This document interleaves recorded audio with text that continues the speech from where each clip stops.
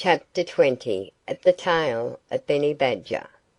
This recording is in the public domain. The Tale of Benny Badger by Arthur Scott Bailey.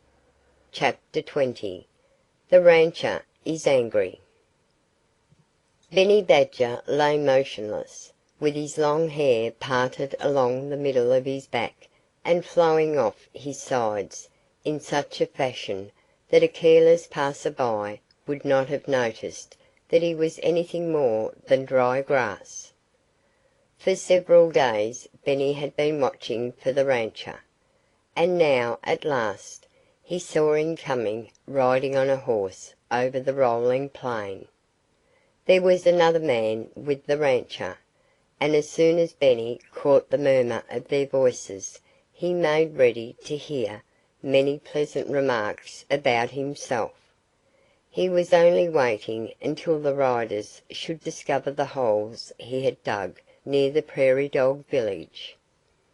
Nearer and nearer came the men, and Benny Badger crouched lower and lower. They had passed him and ridden a bit nearer the village when the rancher suddenly pulled his horse to a stand. "Ah!" Benny Badger exclaimed under his breath. "He sees the new post holes that I've dug for him, and how pleased he'll be." It was true that the rancher had just noticed the holes for the first time. The moment he saw them he gave a great roar. "A badger!" he shouted. "We'll have to trap him. I can't have him tearing my ranch up like this.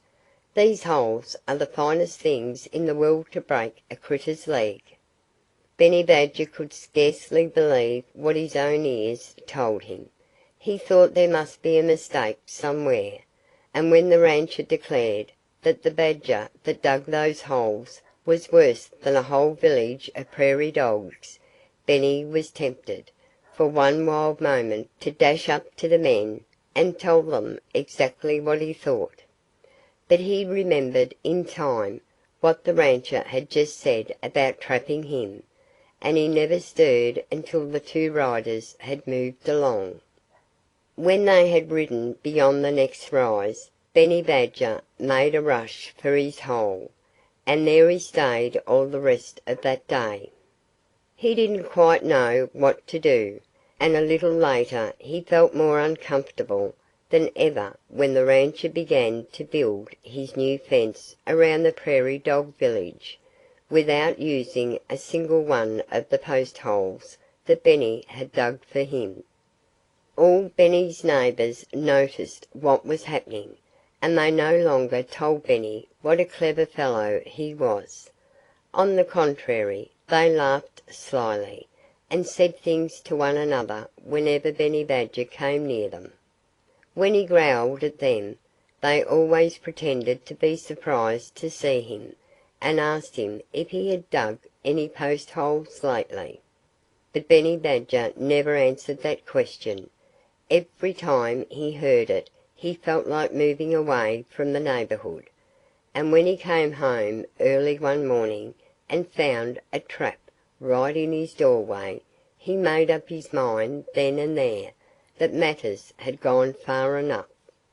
He turned away, and without stopping to tell anybody what he intended to do, or where he was going, without even saying good-bye, he stole away across the plains to hunt for a new home.